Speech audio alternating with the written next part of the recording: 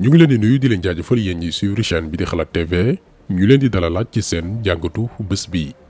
tey dañuy waxaat ci mbiru trafic de visa bi nga xam ni moo lëmbee Sénégal depuis quelques jours ñun yaakaaroon nañ ni sax duñ ci reveniraat ndax bu ñu jëlee ku ñu njëkk a cité ci mbir yi muy kilifa suñu position du ci leeroon déjà waxoon nañ ko ci vidéo par rapport ak li ñuy défendre rek di ko xeex mënuñu ne dañuy soutenir kilifa di ko défendre li tax ñu waxoon loolu mooy képp ku taxaw ngir xeexal Sénégal li ñuy reproché ñi nga xam ne ñoo yàq réew mi waru la ci tudd yow ñun ànduñ sax ci kàddu yu ci mel ni lii yàgg na ci réew mi kon dara newu ci déedéet en plus moo xam ngay activiste journaliste d'investigation opposant wala lanceur d'alerte di am yenn position yi am na yu ci bëree bëri yoo xamante nii war nga ci mën a tënk sa bopp ndax bokk ak citoyen lambda bi nga xam ni mën naa def musiba te du jur benn coow mais yow dafa am valeur duy véhiculer te yaa ci war a jiitu. leneen aussi liñ doon reproché kilifa mooy li tax dès le début surtout ba muy def sortie waxul dëgg sénégalais yi rawatina ñi nga xam ni ñoo ko doon soutenir di ko défendre fépp yaakaar ni lañ koy tuumaal lépp dara mu ci. ba mu defee déclaration dafa ni laalewul ci mbir yi d'ailleurs jotewul dara ak mbiru visa musul waxtaane mbiru visa ak Thier mbiru oto la woon ba ñu bari tombi ci erreur lii tamit dañ ko ñaawlu woon bu baax a baax. ñun lii moo newoon suñu position ci mbir yi wax nañ ci pare ci ndax tamit duñ nangu kenn divertir ñu na yoon def liggéeyam. am na nag ñoo xam ni fañ lay xaar mooy nga def vidéo di saaga kilifa di ko yàq lu mel ni xeme déedéet duñ ko def ndax bu dul dara bu dul benn fan am na lu mu xañ boppam ngir Sénégal kilifa sàccul milliardu askan wi dégguñ ko ndombal tànk muy luubal. gis nañ ñoo xamante ni depuis quelques jours ñi ngi def effort bu doy waar ci kaaw kilifa bi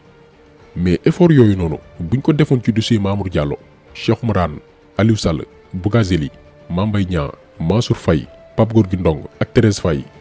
boolewuñ ci sàcc yi nekkoon ci nguuru PDS te tey ñu transhumé ngir bañ ko leen tëj ñoom Aïda Ndiongue Awa Ndiaye Samuel Sarr Souleymane Ndéné Ndiaye Modou Diagne Fada Farba Senghor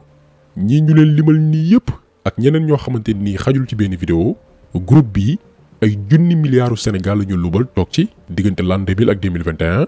ay rapport IGE Cour des comptes ARMP OFNAC jàpp leen loxo ci poche xaalis boo xam ni mënoon naa régler problème mu ñàkk ci biir réew mi tabax ay hôpitaux defar ay yoon yu baax ngir accident yi wàññeeku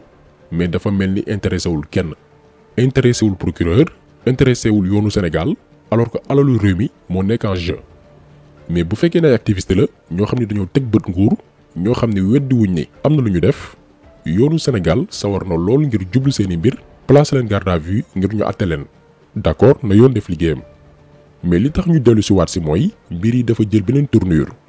bu weesoo kilifa dafa am itam beneen membre Y'en a marre bu ñu naan Simon moom itam dañ ko teg loxo ba tey ci mbiru deal voyage mais il faut que ñu leeral ñoom kañ la yoon décidé teg leen loxo kañ la ñu jël décision jublu seeni mbir. bu leen fàtte ni fin mois juillet la ñu génne woon vidéo kilifa objectif bi newul woon pour tëjlu ko déedéet objectif bi moo newoon wan sénégalais que ni waa jii ngeen di gis muy kaas ak critiquer nguur gi ab dealer la ñu nag moom a yem buñ ci noppee nag bàyyi kook askan wi dootul amati benn crédibilité pour wax lii moo newoon objectif bi. mais diggante bi dafa am beneen dossier ñeel wàllum visa ak passeport diplomatique te mu concerné gum ñaari député Benno Bokk Yaakaar kenn ki ñu naan ko El Hadji Mamadou Sall keneen ki di Boubacar Biaye bi takk der yi tàmbalee enquête ci seeni dossier la ñuy soog a jublu ci mbiru ñoom kilifa pour yamale ñaari kaay yi bés bu ñu demee bay àtte war a teg ay daan alors que dossier yi xaajul bay doon benn ba tax na ñu ne nañ ci revenir pour leeral dossier yi ku ne def sa propre interprétation ngir bañ ñu def benn amalgame ñu leeral également ku nekk lu ci sa responsabilité par rapport ak li ñu lay tuumal benn retournement de situation bu doy waar moo am ci coowul trafic de visa yi te laaj benn taxaw seetlu. dossier wu kilifa moom yaakaar naa laajul sax investigation bu sori xanaa dañuy fàttali rek yenn mbir yi benn xaritam la buñ naan Thierno Amadou Diallo ñu koy wooyi Thier la ñu utiliser comme pion ñenn ñi nee nañ waa ji partagé wul mbir yi vidéo bi dafa tàbbi ci ay loxo par accident loolu aussi information piège la bu ñu bari tombé Thier ci boppam dop innocent bu sàggan ba ñuy accéder ci téléphone am facilement bañ na ko ba bañ ko jàppee ci leneen lu bokkul ak mbiru visa moom moo cité turu Simon ak Thiat dañ ko yónni woon mais il faut que ñu ko yónni protéger ko ne moom partagé wul vidéo ndax ci wàllum yoon dañuy aaye kuy filmer enregistrer wala récupérer loo xamante ni c'est dans le cadre privé lu ñu waxtaanee ci néeg ci bërëb boo xam ne kenn fekkeewul nga filmer ko enregistrer ko daal di koy partager publiquement yoon daf koy aaye. donc moom Thierno il fallait que ñu protéger ko ne ko partager woo waxal loolu déjà moom soxlawul tasaare vidéo kenn demandé wu ko loolu liñ ko sant mooy filmel ñu jox ñu daal di koy tasaare fépp. média bi nga xam ne moo koy partagé dara du ko ci mën a fekk ndax code de la presse moo may journaliste wala këru taskatu xibaar protéger ay source am maanaam boo tasaaree xibaar moo xam vidéo audio wala texte bu la ko yoon laajee ne la foo ko jëlee nga bañ a wax lii pouvoir la bu ñu jox journaliste ak média. moo newoon deal bi ak Thier luñ ko sant mooy filmeel ñu jox ñu ñun daañ ko gérer buñ la laajee nga ne sama téléphone lañ ko fekk jël ko su ko defee kenn du la toppee ay divulgation données personnelles. leneen aussi li ñu war a xam mooy moom Thier soxlawul woon visa moment bi muy seeti kilifa ngir mu jàppale ko ci biñ ko tëjee ba noppi parce que ñi ngi ko jàppoon le 14 juillet 2021 bi ñu weesu ci wàllum cambriolage moment bi mu nekkee woon kaso ñi ko doon renouveler visa am pour France déposé nañ ko visa le 24 juillet 2021 pour renouvellement alors que moom mi ngi ci biir kaso bi renouvellement boo ko déggee mooy maanaam amoon na visa France bu mu expiré date bi jeex. donc xam na ban yoon la war a jaaraat pour amaat visa te du doon benn problème ci moom donc lii baax nañu leeral ko Thierno Amadou Diallo soxlawul woon sax jaar ci kilifa ngir am visa pour mën a dem France mais comme que dañ ko yónni te moo kilifa ay waay lañ lépp lu mu mën a nekk xam na ko mu jouer le sale boulot ngir xaalis utiliser ay caméra de surveillance mel ni ku soxla visa kilifa daal di wax jaxran ñëpp di gis di récupérer xaalis ak ay passeport su ko defee mu leer naññ ni waa ji dafa yëngu ci mbir yi lii dong la woon. gannaaw lii lépp déggoo leen benn plainte contre kilifa nee naa leen sànq vidéo bi ñoo ko publier fin juillet 2021 mooy première vidéo bi début mois d'août ñu publier waat beneen vidéo bi nga xam ne moo gën a dugal kilifa donc juillet ba mois d'août di jeex ba ñu dugg ci septembre déggoo leen benn plainte contre kilifa Thierno Amadou Diallo moom itam portéwul plainte alors que mi ngi ak ay preuves yi wane ni kilifa daf ko yoreel xaalis te wutalu ko visa déggoo leen aussi procureur autosaisiru ngir leeral kaaw kilifa. parce que comme ni ñu ko waxee woon tout à l'heure objectif bi newul woon pour tëjlu ko mais weer ko devant l'opinion pour dootul amati benn crédibilité ci bëtu sénégalais yi lii kese la woon. te kilifa aussi moo prêté le flanc ndax booy xeex nguur da nga war a fexe ba lépp looy dugg mu wóor fexe ba même buñ lay filmer itam duñ la fekk ci loo xamante ni bëggoo kenn xam ko. dañuy faral di wax naan lépp looy def te bañ ko la ci fekk jàppal ni baaxul bàyyi ko. idéologie bii boo ko amee rek doo ragal ku la filmer doo ragal ku la enregistrer. doo ragal ku la foto ci mbedd bu la neexee sax booy wax ak doomi aadama ni ko filmeel parce que ne woo ci dara lu ñu nëbb. te leneen li gën a garaaw kilifa wax ko ci vidéo bi mooy ay mbiru passeport diplomatique maanaam xam na sax ñu yëngu ci mbir yooyu xam nga lii tamit mënoo koo défendre ak loo bëgg kilifa kuy xeexal Sénégal yu mel ni sax boo ko déggee da nga ko war a dénoncer ndax suñu diplomatie la ñuy tilimal donte nag passeport diplomatique moom amatul benn valeur ci biir réew mi depuis lu yàgg n'importe qui moo ko yor mais malgré loolu lépp. déggoo leen procureur autosaisiru ci kàddu kilifa yi comme ni leen wax sànq jàpp ko taxu leen woon jóg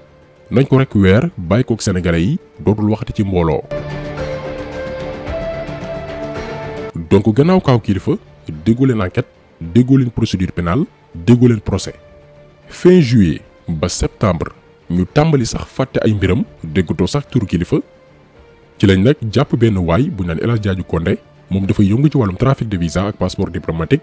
takk der yi teg ko loxo tàmbali def seen investigation comme képp ku ñu jàpp rek ci mbir yu ni mel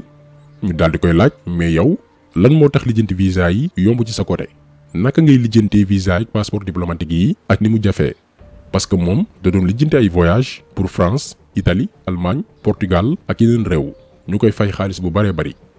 mu tontu enquêteurs yi ne leen damay liggéey ak boroomi ndombal tànk ci biir réew mi ñu daal di koy laaj ne ko ñan la mu ne El Hadji Mamadou Sall ak Boubacar Biaye di ay député Benno Bokk Yaakaar ñu ne ko loolu naka la mën a nekkee mu ne par exemple su ma amee ay clientes jigéen yu bëgg a voyager dañ leen di defaral ay papiers de mariage comme quoi que ay jabaru El Hadji Mamadou Sall lañ ak Boubacar Biaye su ko defee seeni visa wala seen passeport diplomatique ñu mun ko am facilement ndax dañ leen di jàppee jabaru député mais comme que mën naa nekk ay tuuma ndax xëy rek jiñ koo xamante ni dafa bokk ci nguur dafa yomb lool enquêteurs yi ne ko lan mooy firndeel ni yow da ngay liggéey ak député yi mu ne leen su ma amee ay clientes ba ñu régler papier de mariage yeeg yu ni mel gannaaw rendez-vous yi ñuy amal assemblée nationale ak député yi wala ci beneen bërëb ñoom El Hadji Mamadou Sall ak Boubacar Biaye dañ may jébbal seeni passeport diplomatique ak papier yi firndeel ni ay député lañ moo xam bulletin de salaire ak indemnité yi ci document yooyu la ñu lijjantee mbir yi ci lu yomb yomb ndax ambassades yi dañ leen di jàppee soxna yi ñuy wutal visa comme ay jabaru député. bi enquêteurs yi demee ci këram moom El Hadj Diadji Condé effectivement fekk nañ fay photocopie passeport diplomatique député yi seeni bulletin payor ak lépp ñu laaj ko deal bi nu muy demee mu ni cliente bu ci nekk di nga fay au minimum 4 millions 500 bu ñu encaissé ñu séddoo ñu demandé waat ko kañ ngeen tàmbali def mbir yi mu ni depuis 2012 maanaam depuis juróom-ñeenti at. bi cas bi nag jibee la ñuy soog a jublu ci dossier wu ñoom Kilifeu la preuve biñ koy njëkk a déglu moom Kilifeu jébbaluñ ko convocation dañ ko dem jëli rapidement pamte ko te ba mu yegsee dañ ko ni dañuy def ay investigation ci wàllum trafic de visa te comme que yow déggu nañ la ci mbir yu ni mel ay semaine ci ginnaaw ñu lay laaj loolu nu mu demee ak ñen ñooy say réseau. Kilifeu ne leen sama xarit bu naan Thierno Amadou Diallo moo soxla woon visa comme que am naa relation ambassade ma ni ko mën naa la ko lijjantil mais danga may fay malheureusement mujjul sotti ma ameel ko xaalis. ndekete moom Thierno Amadou Diallo ni mu contacté woon Kilifeu noonu itam la contacté woon également Simon bu Y'en a marre ba xamal takk der yi ne leen fay na Simon xaalis ngir mu aal ko passeport am pour mën a tukki donc lii moo tax yoon teg loxo Simon. waa ji moom Thierno Amadou Diallo cité woon na sax caat mooy information bi nga doon dégg ñu naan ñoo ngi wër caat kenn xamul fu mu nekk information boobu noonu tamit dañ ko manipuler caat kenn waru ko woon dañ ko woo mu daal di dem wuyu ji ñu déglu ko gisuñ dara lum ci laalee ñu bàyyi ko mu dem ñibbi tey Kilifeu ak Simon. mais lan la yoon di leen toppee Kilifeu gannaaw enquête yi ñu ngi koy toppee léegi délit d'escroquerie maanaam encaissé xaalisu jàmbur ba noppi ndax ko. Simon aussi tentative d'escroquerie lañ koy toppee ku doon jéem a teg dil ba tey même personne bi muy Thierno Amadou Diallo donc ñoom seeni mbir leer na li ci des yoon daal di koy lijjanti. léegi lan moo wutale dossier wu ñoom Kilifeu ak Simon ak kaaw El Hadj Diadji Condé ak député Benno Bokk Yaakaar yi di El Hadj Mamadou Sall ak Boubacar Biaye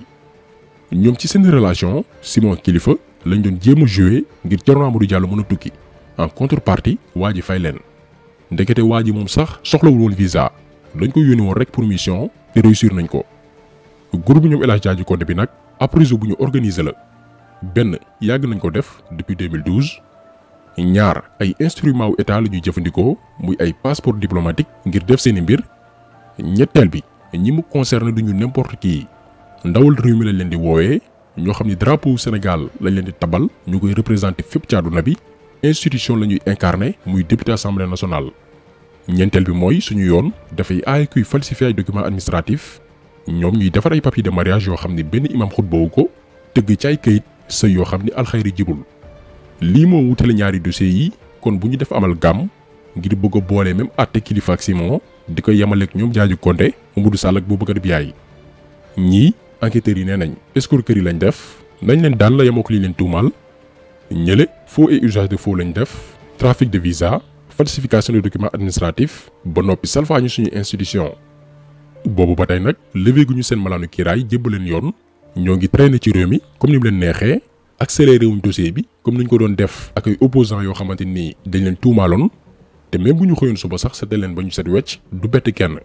ndax seen dossier gënul garaaw kaw Bougazelli mi ngi taxawaalu ba tey ci mbeddu Géejawaay yi seen cas gënul garaaw kaw Aliou Sall moom sénégalais bu ci nekk la mer bor moo tax foo ko fekk dafay jiital kollu ndax biiru riba moom xamul fooy lekkee mais fa muy reesee mooy problème bi ak yeneen i dossiers yoo xam ni xajul sax ci 10 vidéo li koy saafara nag du tey jëli fi li fi nekk moo koy faj ñu joxaat yoonu Sénégal image bu baax a baax ba mu mën a yemale sénégalais yépp ci bu ñu tooñee ak bu ñu leen tooñee te doom xaaj ak seen doom làq doom dóor doom ndax Sénégal yu ñëpp ci bokk yem. kon taxaw seetlu bi tey loolu woon ñu ngi leen di gërëm di leen jaajëfal di leen di daje incha allah beneen yoon ci beneen jàngat jaa ngeen jëf.